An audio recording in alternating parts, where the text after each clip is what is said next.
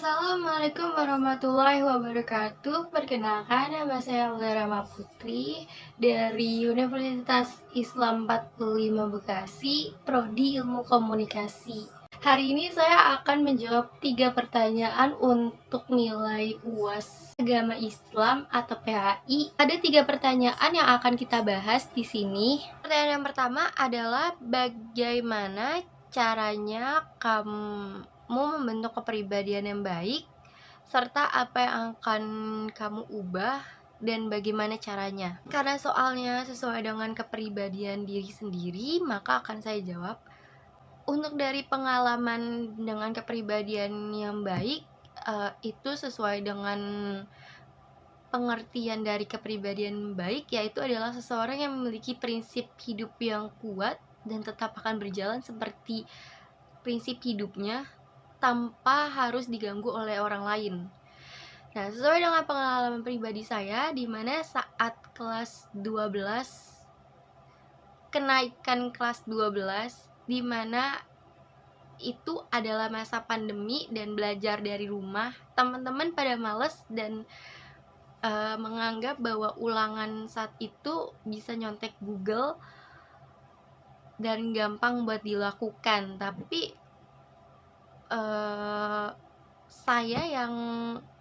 Tapi saya waktu itu ngincar ranking 10 dan untuk mendapatkan nilai yang baik, jadi nggak terpengaruh dengan teman-teman yang terus aja ngechat dan ngomong bahwa kerajinan ngapain belajar, mending nyontek Google, mending buat catatan, kan ujiannya online juga. Tapi karena prinsip yang pengennya jujur dan dapat nilai bagus, maka saya nggak ngikut-ngikut temen, dan pada akhirnya ternyata saat ulangan dimulai, ujiannya itu soalnya itu diubah sama guru. Jadi yang seharusnya ada di Google, soalnya itu diubah dan semuanya itu yang nyontek di Google dan gak belajar malah mendapatkan nilai yang jelek, anjlok. Sedangkan yang belajar dan beberapa anak yang belajar, termasuk saya, itu gak dapat remedial dari guru. Untuk hal yang akan diperbaiki ke depannya, mungkin saya akan berpikir bahwa untuk terpengaruh kepada orang, untuk terpengaruh terhadap orang lain itu sangat sulit untuk dilakukan karena beberapa ucapan-ucapan orang-orang yang so bijak. Cara perbaikannya mungkin saya akan mencoba untuk membuat prinsip hidup jadi lebih kuat lagi dan tidak terpengaruh dengan ucapan-ucapan orang lain.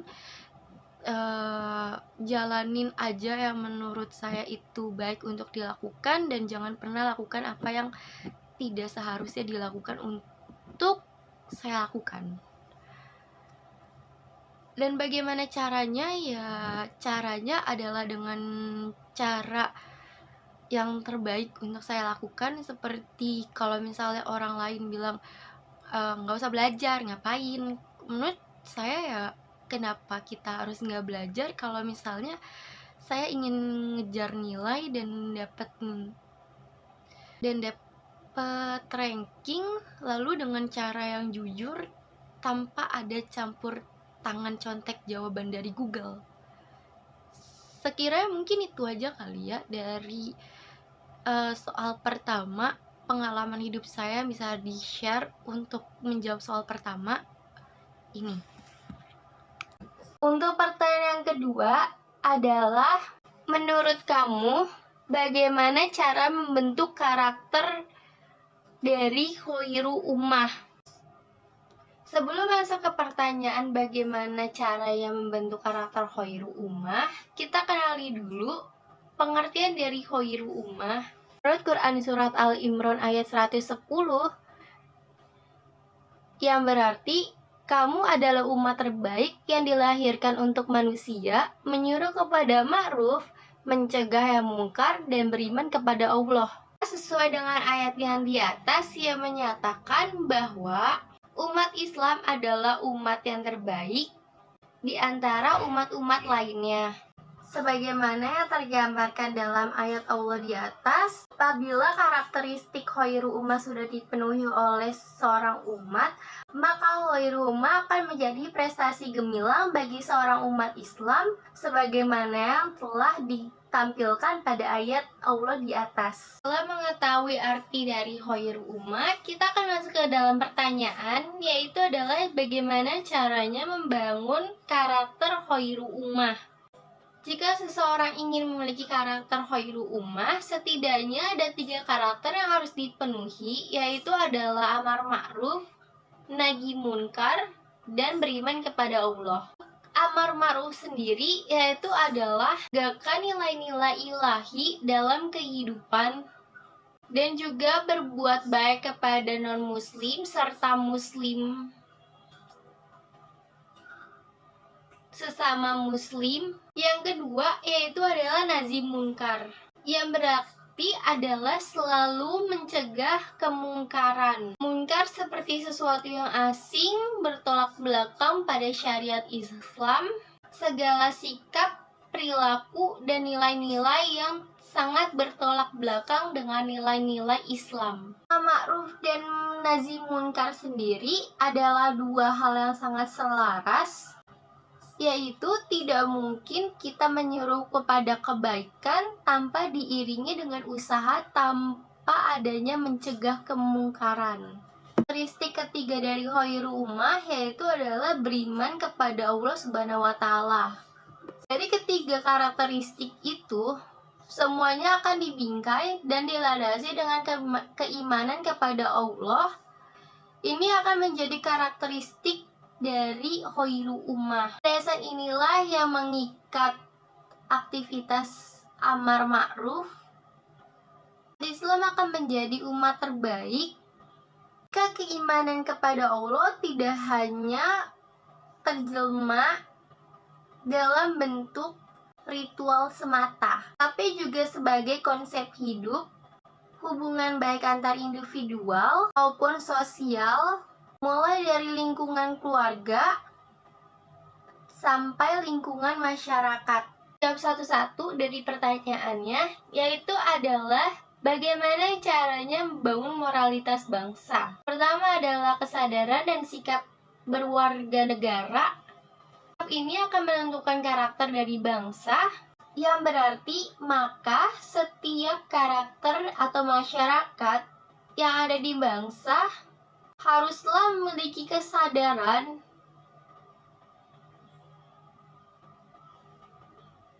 yang tinggi dan sikap yang bijak untuk berwarga negara dengan baik.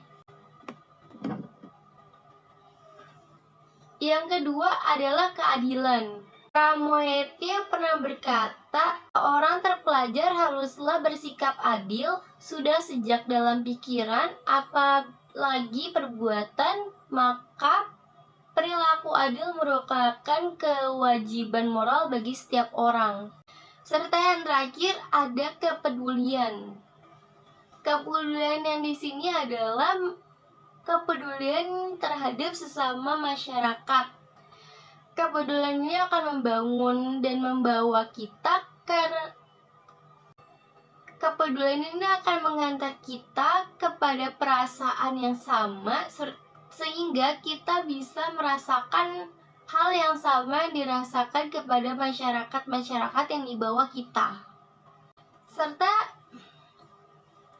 Serta untuk pertanyaan yang kedua, yaitu adalah bagaimana caranya untuk mencegah pengaruh negatif dari budaya lain. Ada 2 cara untuk mencegah budaya negatif, yaitu adalah dengan cara penghormatan. Penghormatan di sini dapat dilakukan pada orang lain yang dekat dengan kita. Dan contoh dari penghormatan sendiri adalah berupa toleransi antar sesama masyarakat. Yang kedua adalah tanggung jawab. Dengan adanya rasa tanggung jawab, kita dapat melatih diri kita untuk mengenali apa yang akan kita lakukan dan bertanggung jawab atas apa yang akan dilakukan. Berikut adalah jawaban-jawaban yang sudah kita bahas di video kali ini dari nomor 1 sampai nomor 3. Mungkin kalau misalnya ada jawaban yang kurang untuk dijelaskan atau jawabannya kurang untuk memuaskan dan tidak bisa menjawab semuanya, saya mohon maaf. Dan terutama untuk nomor 1, mungkin untuk dari ceritanya kurang lengkap. Untuk beberapa jawaban-jawaban yang kurang panjang tentang hadisnya atau tentang penjelasannya tidak dijelasin lebih detail, saya mohon maaf untuk hal itu. Dan kurang lebihnya, assalamualaikum warahmatullahi wabarakatuh.